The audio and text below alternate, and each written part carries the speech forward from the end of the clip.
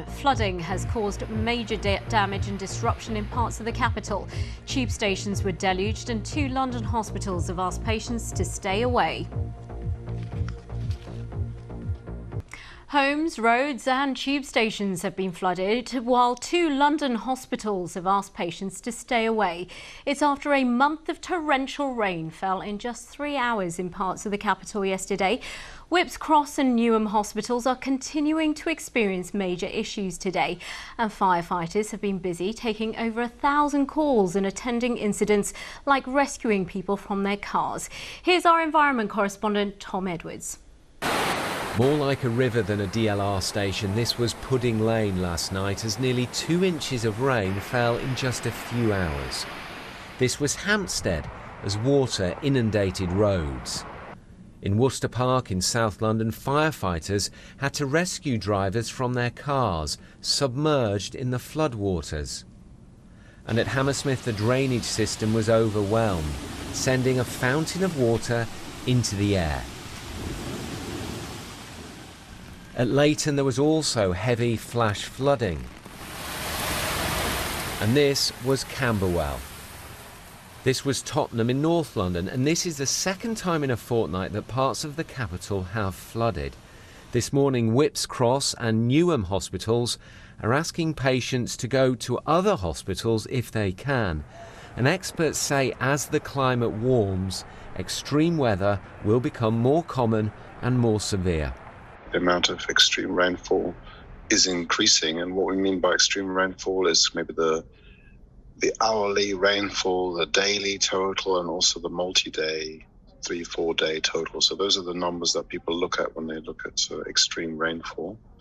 And so we have got good evidence from all over the world where we have long records that these have been increasing. So we're getting more rain in a given amount of time. I think the reason why people realise that climate change is happening is because they see it all around the world. We have extreme weather events in every single country in the world. The science is very clear. The scientists have always been very clear on what is climate change, how it's caused, and how we can deal with it. London has been warned that some of its crucial infrastructure, like roads and tube stations, are susceptible to flooding. And experts say the capital has to become more proactive now in planning for these types of weather events. Tom Edwards, BBC London. Good evening. For the second time in under a fortnight, the capital has been hit by extreme flash flooding. In some places, it's thought 2 months' worth of rain fell in an afternoon, leaving roads underwater and homes and businesses destroyed. Barts Health NHS Trust declared a major incident, evacuating patients from Whipps Cross Hospital, and 9 underground stations were closed as concourses overflowed.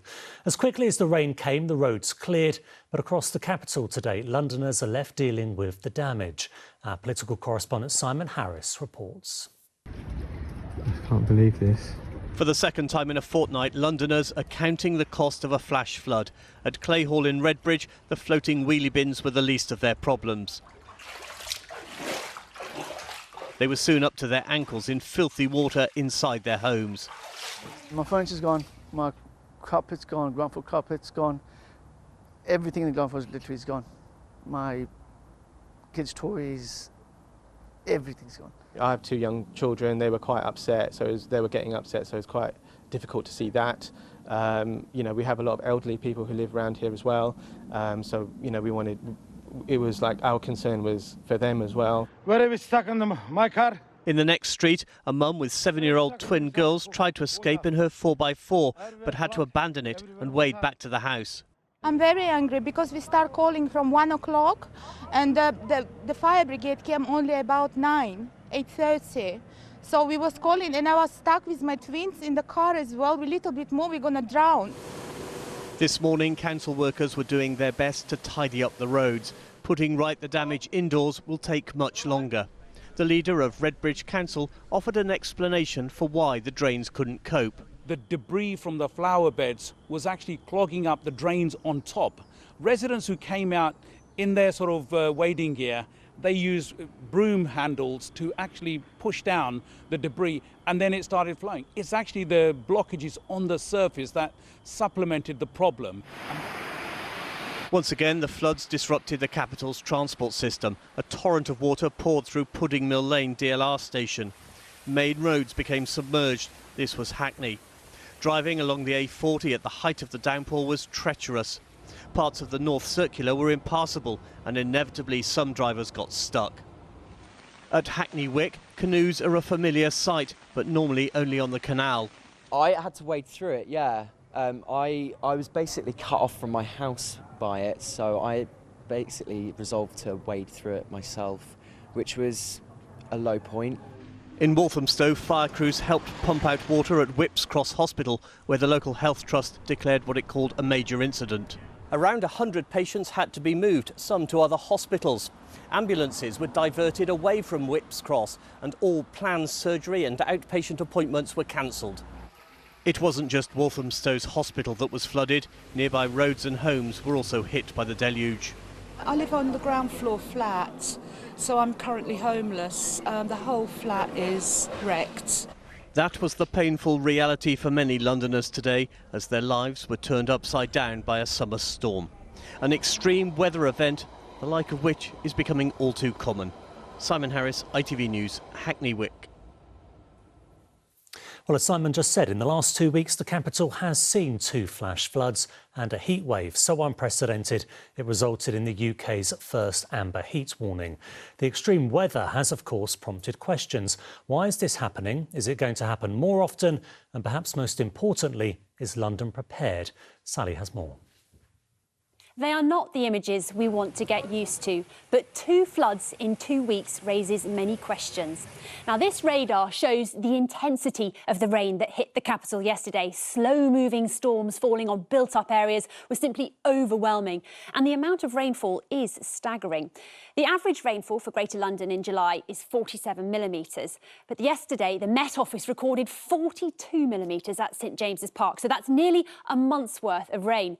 But unofficially, it's thought some areas saw 75 to 100 millimetres, so that's up to 2 months of rain in an afternoon. Now, London's floods were broken up with a heat wave, so we've seen 3 extreme weathers in 13 days. Climate change scientists say such events are more likely. So can we put these floods specifically down to climate change? For this event, we can't say exactly how much climate change increased the odds of it, just because we haven't had time to run the numbers yet. And what we can say is that this flooding event in London and also recent ones in Germany and China, they fit the pattern of climate change causing a greater number of floods, a greater risk of flooding. Experts in flood defences are worried that as the capital experiences more flooding, homes, businesses and even lives could be at risk. Do you think that we are prepared for flooding incidents in London? No, I think communities across the country are becoming better prepared with community plans.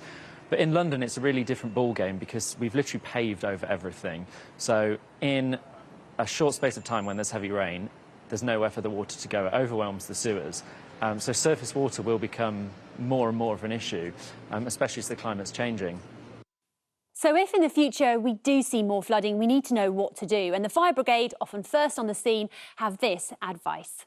Don't walk into flood water because, as I said, 6 inches of water, fast-moving water, will take an adult off their feet and it can be polluted. And don't drive into floodwater. If it's coming into your property, protect your property with sandbags. Move things to higher ground, move things upstairs. Phone 999 so everyone knows that where you are and look out for vulnerable neighbours. Don't forget, if you want more information or to check your flood risk, you can always go online. A good place to start is the Environment Agency.